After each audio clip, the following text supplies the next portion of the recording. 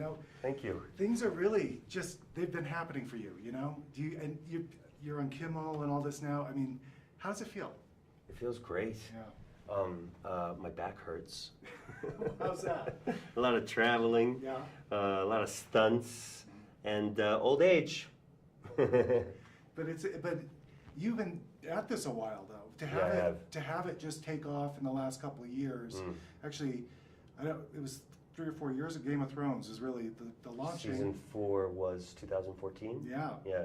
It's been it must seem strange, you know. Yeah. To have that change go on. It's great. It's really great. I had the fantasy of this kind of work since I was a child, and then it became a hobby that my parents allowed me to indulge, and then it became a very serious training as an artist, you know, and getting a degree, and then it was a game of survival, auditioning my ass off as much as I could, and I started my career off in New York, and theater is my home, and so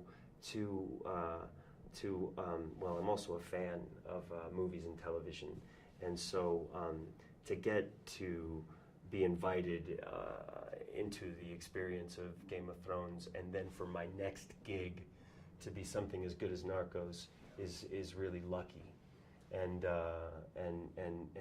because it's creating nothing but opportunities beyond that. So I have I've got Netflix to thank for that. Yeah. Well, this from season 1, I mean 1 and 2, we're kind of, it's a little bit of a reboot because we're got the new cartel, but you're kind of the bridge, I would say, and I don't know if you.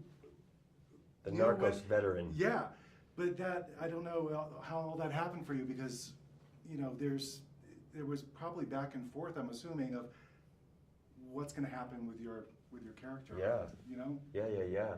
I was reading the final episode of season 2, and early on in the episode, I get kicked out of Colombia, basically. They send me away. And I was like, well, you know, that's a bummer. Bye. And I kept reading, you know, just to see what happens. And I saw my name again. And the final line of the episode was, well, you know, Agent Pena, tell us everything you know about the Cali cartel. And you know, that same day, the producers let me know that I was coming back for some more. Yeah. And that was a cool day. Before I was coming down, I was trying to read everything I could on season 3. It's very hard to get all the info, but when I was doing my Google search, it was coming up in behind the scenes. Most of the photos were you and Miguel horsing around on set. Yeah. You guys, I met him and I can understand, but you get it, right? Yeah, you guys had like an instant bond. Didn't Yeah, you? we did. We were friends before he did the show, but part of the Netflix family, because we were doing 2 very popular Netflix shows at the same time. We got to meet at some social events, and I was a big fan, and we just hit it off. And he's just a really good friend. And what happened was that we had this pretty intense sequence that we had to shoot in Cartagena. And Cartagena is a very fun city, and so we stayed the weekend and we hung out, and we took advantage of being there and having a good time. Now you're also the narrator of the show. Yeah. That's a new responsibility. You kind of are giving us. That's what makes it understandable to us. You know, I mean, how is that part of it? It's part of another role on here. Yeah, you know? I wouldn't say it makes it understandable to an outside audience, but it definitely helps us along, and definitely is kind of a history lesson with the perspective of. With the personal perspective of a character that you're familiar with. And I thought it was an interesting challenge because Pena is a grump, you know, and he's also somebody who's pretty private and much more comfortable doing things in the shadows.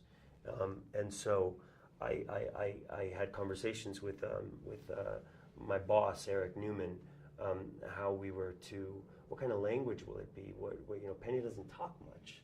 And so it was a lot of work in the sessions in terms of getting the right tone so that it could still remain as accessible as it was when Steve Murphy, Boyd Holbrook was telling the story. It was very intimidating.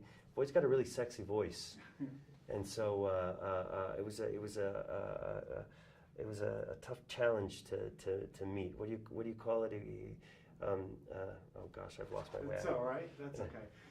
No, finally, are you a fan of Game of Thrones? Are you watching it now that you? Are you? I just started. You know what? I wasn't. Okay, that's fine. But go ahead. As long as you don't spoil the last episode for me, because I haven't seen it yet. I was traveling here, and my condition is that anyone spoils the last episode to me in any of these interviews, I walk away forever.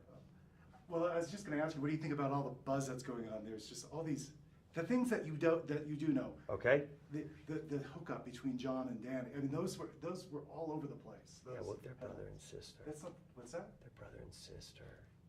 That's my suspicion. I mean, come on, they're brother and sister. I guess the incest thing is going to keep going on the show if they end up hooking up. But yeah, I think it's dope. Everything's coming together, you know?